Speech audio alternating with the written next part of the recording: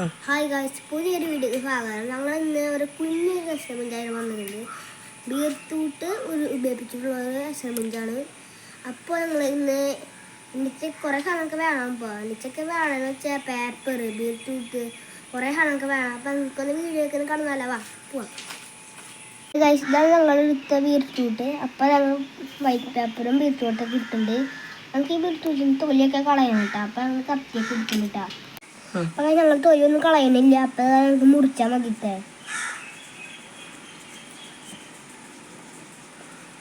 മുറിച്ചാൽ മതി, നല്ല പാടുണ്ട്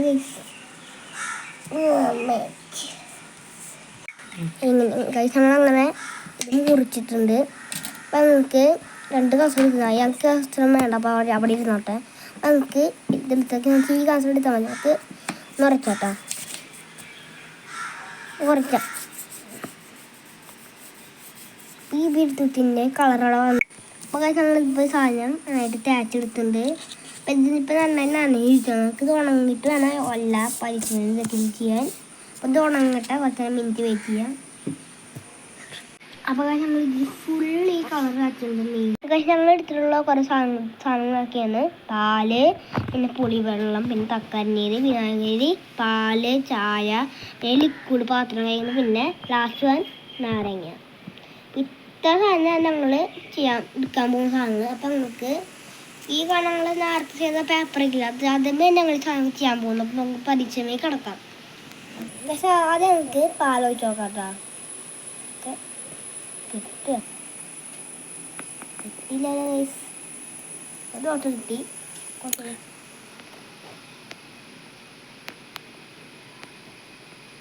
colour change ആവാനാണ് നോക്കുന്നത്. അടുത്ത നമുക്ക് പുളിവെള്ളം ഒഴിച്ചു നോക്കാം.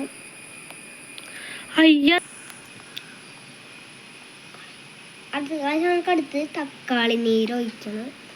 തക്കാളി നീര് സ്ഥലത്ത് ഒഴിച്ചാൽ ലോട്ട് ഒഴിച്ചിട്ടുണ്ട്. കളർ ചേഞ്ച് ഉണ്ടോ നോക്കട്ടാ. ഇല്ല. അപ്പം നമുക്ക് അടുത്ത് വിനാഗിരി എടുക്കണം. അപ്പം കുറച്ച് വിനാഗിരി എടുത്തിട്ടുണ്ട്. സ്ഥലത്ത് ഒഴിച്ചാൽ വലിയ കാര്യം എടുത്തപ്പോൾ കൊടുത്തത്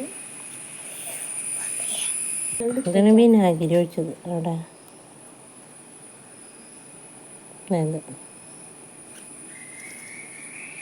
അടുത്ത സോപ്പും പൊടി.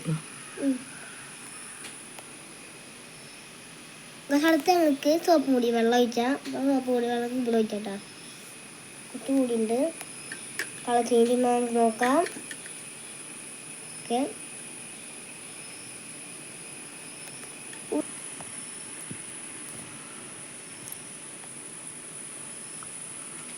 പക്ഷെ അടുത്ത് നമുക്ക് ചായ എടുക്കട്ടാ.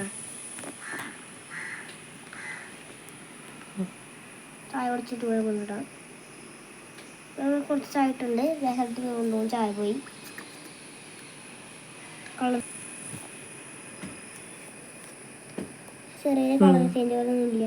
ഒരേ മഞ്ഞ കളർ വരാൻ പോയിട്ടുണ്ട് ഗൈസ്. ഉള്ളിക്കൂട് കുറച്ച് അയക്കുന്നു. നമുക്ക് അടുത്തത് ഒരു പാത്രം ലിക്വിഡ്. അപ്പം പാത്രം ലിക്വിഡ് ഒന്ന് ഒഴിക്കാം.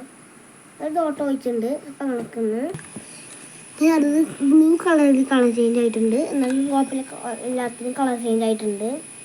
ഇവിടെ നമുക്ക് ഒരു ഡ്രോപ്പ് ഡെറ്റോള് ഒഴിക്കണം. അപ്പം നമുക്ക് ഡെറ്റോളൊന്ന് ഒഴിച്ചോട്ടോ. കളർ ചേഞ്ച് നോക്കട്ടോ. ഡെറ്റോൾ അടുത്ത് നമുക്ക് ഒഴിച്ചോളാണ് ചെറുനാരങ്ങ. അപ്പം നമുക്കത് മുറിച്ചിട്ട് മേലെ നന്നായിട്ട് ഒഴിച്ചെടുക്കാം. ഓയിൽ കിട്ടുന്നില്ല. അപ്പം നമുക്ക് ഇങ്ങനെ ഒഴിച്ചെടുക്കണം. കുരുവെള്ളം കഴിഞ്ഞ് വന്നേ. ഇവിടെ ഒരു കുരു വന്നിട്ടുണ്ട്. പൊക്കോട്ടെ, കുറേ കുരു. അപ്പം നമ്മൾ ചെയ്ത ഇത്രയും കാര്യത്തിൽ നമുക്ക് മനസ്സിലാക്കാൻ പറ്റിയത് ഡെറ്റോള് കുറച്ച് കളർ ചേഞ്ച് ആയിട്ടുണ്ട്. അതിനർത്ഥം ഡെറ്റോളിനൊരു ബേസിക് ക്യാരക്ടർ ഉണ്ട്. അസിഡിക് ആയിട്ടുള്ള എല്ലാ സാധനങ്ങൾക്കും ലിറ്റ്മസ് കളറിൽ റെഡ് ആയിരിക്കും. ബേസിക് ആയിട്ടുള്ളതിനൊക്കെ ബ്ലൂ കളറായിരിക്കും.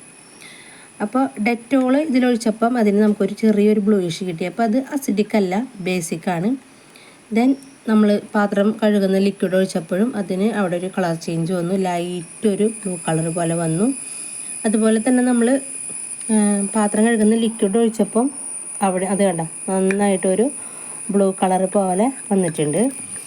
ബാക്കിയെല്ലാം നമ്മൾ ഒഴിച്ചത് അസിഡിക് ആയിട്ടുള്ളതായിരുന്നു, അതുകൊണ്ട് തന്നെ അത് കളർ ചേഞ്ച് ഇല്ല, എല്ലാം റെഡിഷ് ആയിട്ട് തന്നെയാണ് നമുക്ക് കാണാൻ പറ്റുക. അപ്പോൾ ബീട്രൂട്ട് അത്ര ഒരു സ്ട്രോങ് ആയിട്ടുള്ളൊരു നാച്ചുറൽ ഇൻഡിക്കേറ്റർ അല്ലാത്തത് കൊണ്ടാണ് നമുക്കിത് അത്രയും നന്നായിട്ട് മനസ്സിലാക്കാൻ പറ്റാത്തത്. ഇതുപോലെ തന്നെ നമുക്ക് ശംഖുപുഷ്പത്തിൻ്റെ പൂവോ പിന്നെ ചെമ്പരത്തിയുടെ പൂവോ ഒക്കെ ഉരച്ചിട്ട് നമുക്കിതുപോലെ ലിറ്റ്മസ് പേപ്പർ ഉണ്ടാക്കി ടെസ്റ്റ് ചെയ്ത് നോക്കാവുന്നതാണ്. അപ്പം നമ്മൾ ബീട്രൂട്ടിൻ്റെയാണ് ടെസ്റ്റ് ചെയ്ത് നോക്കിയത്. നിങ്ങൾക്ക് ഏതാണ് ചെയ്യാൻ താല്പര്യമുള്ളതെന്ന് വെച്ചാൽ നിങ്ങളിതുപോലെ ചെയ്ത് നോക്കാം. നമ്മൾ ഉപയോഗിക്കുന്ന സാധനങ്ങളിൽ ബേസിക് ആയിട്ടുള്ളതും അസിഡിക് ആയിട്ടുള്ള പദാർത്ഥങ്ങൾ ഏതാണെന്ന് നമുക്ക് തിരിച്ചറിയാനായിട്ട് ഉപയോഗിക്കാനായിട്ട് സാധിക്കും. Okay, thanks for watching.